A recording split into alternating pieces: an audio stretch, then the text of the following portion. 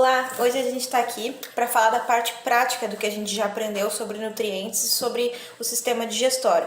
E não tem lugar melhor para falar sobre isso do que na cozinha, porque a cozinha é um laboratório que a gente tem dentro da nossa casa. Então hoje a gente vai fazer duas receitas. A primeira é um pão integral e a outra é um requeijão caseiro. E enquanto a gente faz essas receitas, a gente vai falar sobre os processos químicos que acontecem na feitura desses alimentos e também no nosso organismo depois quando a gente consome esses alimentos.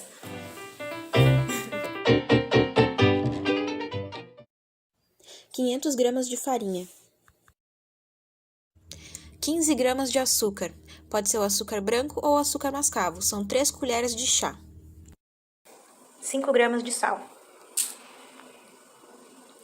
5 gramas ou 1 colher de chá de fermento biológico. Em uma vasilha, adicione nessa ordem a farinha, o açúcar, o sal, mexa e só então adicione o fermento. O fermento vai por último porque ele não pode entrar em contato direto com o sal, porque ele é feito de leveduras que estão vivas e podem morrer em contato direto com o sal. Para começar o nosso pão, nós vamos adicionar água e um pouquinho de azeite depois. Adicione a água sempre aos pouquinhos, usando um garfo para mexer. O azeite vai depois que metade da água já tiver sido adicionada. Agora vamos ao nosso tema de hoje. O pão é um alimento muito consumido e muito antigo. Todos os povos têm o seu tipo de pão, e isso é porque o pão é muito nutritivo. O pão é principalmente uma fonte de carboidrato, que vem do trigo, mais precisamente da parte mais interna do grão do trigo, na forma de amido.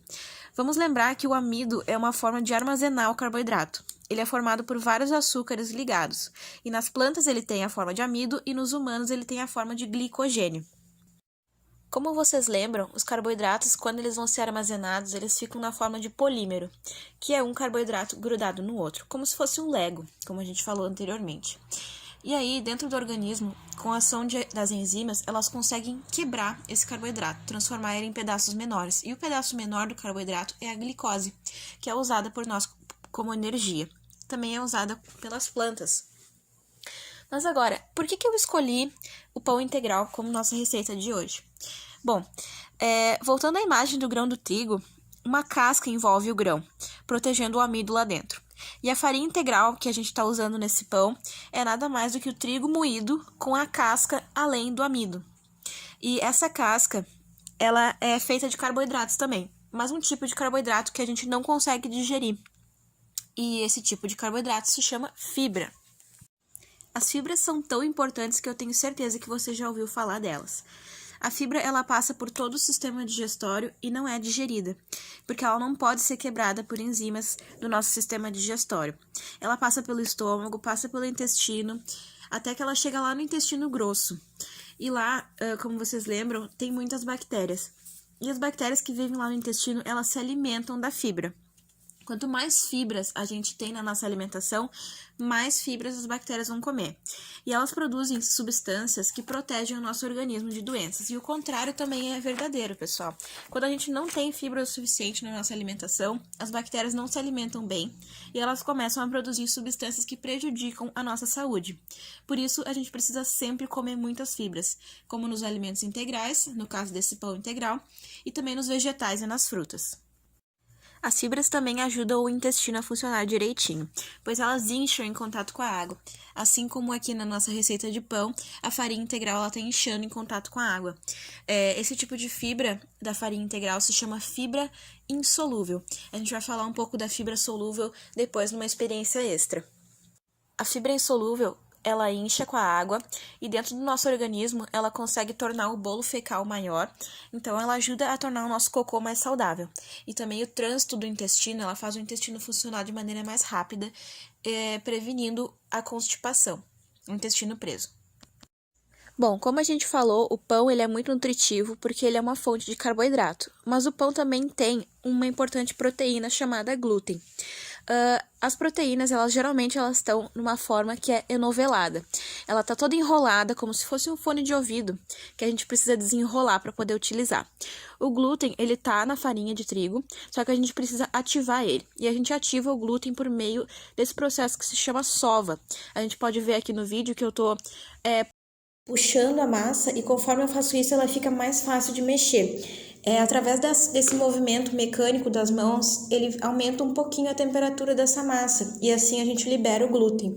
E o glúten, então, ele vai dar a estrutura para a massa poder crescer depois no processo de fermentação, que a gente vai ver um pouquinho mais daqui a pouco. Bom, além do carboidrato das proteínas, a gente adicionou um pouquinho de gordura também na forma de azeite de oliva na nossa massa. Tanto para adicionar mais sabor e também para deixar a nossa massa mais maleável. E as gorduras, elas fazem isso, elas tornam as estruturas um pouquinho mais fluídas. Elas fazem isso, por exemplo, na parede das nossas células. Bom, agora a gente consegue ver que a massa, ela tá bem mais fácil de mexer, ela tá bem mais maleável. E quando a gente chega bem pertinho da massa do pão, a gente consegue ver a ação da fibra insolúvel. Quando a água entra em contato com a farinha de trigo integral, ela incha. É justamente isso que as fibras fazem dentro do nosso organismo. A nossa massa, de tanta água que a gente adicionou, ela já dobrou de tamanho e ela vai crescer ainda mais agora num processo que se chama fermentação. É justamente esse o motivo que eu trouxe a receita de pão para falar sobre o sistema digestório com vocês, porque a fermentação também acontece no nosso organismo. É justamente a fermentação que as bactérias fazem dentro do nosso organismo com as fibras que não conseguem ser digeridas. Nesse caso aqui no pão, a fermentação vai ser feita não por bactérias, mas por leveduras. E quando que a gente sabe que a massa do pão está pronta já para crescer? Olha só, a gente sabe que o glúten está bem ativado quando a massa coloca ela em cima da mesa assim, ó, e ela vai e volta, ó, vai e volta. O glúten, ele faz isso. Se a massa ainda não estiver assim, ela ainda estiver dura, tem que sovar um pouquinho mais. Ó, sovar é basicamente, você vai molhar a mão, segurar a massa aqui com uma mão e puxar com a outra. E volta. Empurra e volta, empurra e volta. Essa massa aqui já tá boa. Vou falar um pouquinho sobre a fermentação. Bom, como eu falei, o pão é uma receita muito antiga.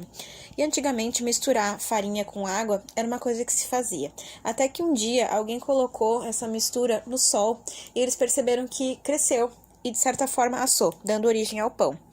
Bom, isso acontece porque o fermento que a gente usou hoje no pão, ele é feito de leveduras. E as leveduras são pequenos fungos que se alimentam de carboidratos. E durante essa digestão dos carboidratos, eles quebram o amido em glicose, assim como a gente faz no nosso organismo também. E o resultado dessa digestão das leveduras é o gás carbônico, ou CO2. E esse CO2, graças ao glúten, que cria como se fosse uma rede dentro dessa massa do pão, ela captura esse gás carbônico e faz o pão crescer. Esse processo de fermentação, ele também dá origem ao vinho, através da digestão das leveduras que digerem o açúcar das uvas, e também na cerveja, através do malte, que também é um carboidrato digerido pelas leveduras. Agora, dentro da forma, o pão já cresceu um pouquinho mais, ele deu uma inchada, e agora ele está pronto para ir para o forno, a 200 graus, por mais ou menos uns 40 minutos, ou até ele ficar dourado aqui em cima.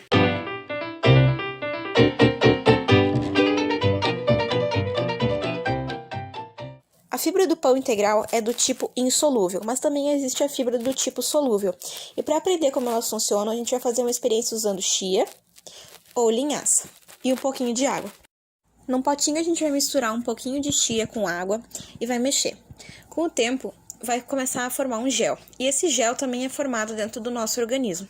Dentro do estômago, ele faz com que a gente fique saciado mais rápido e faz também com que o trânsito do intestino seja mais rápido também, fazendo com que a gente não fique muito tempo segurando as fezes, ajudando no funcionamento do intestino. Bom, as fibras, elas também têm uma importância muito grande para a saúde, porque elas podem passar pelo sistema circulatório e retirar do sangue excesso de glicose ou excesso de gorduras. Aqui a gente consegue ver bem como que é a formação desse gel. A linhaça também forma esse gel da mesma forma, só demora mais um pouquinho. A gente pode começar a consumir mais essas fibras solúveis colocando a chia, por exemplo, no iogurte.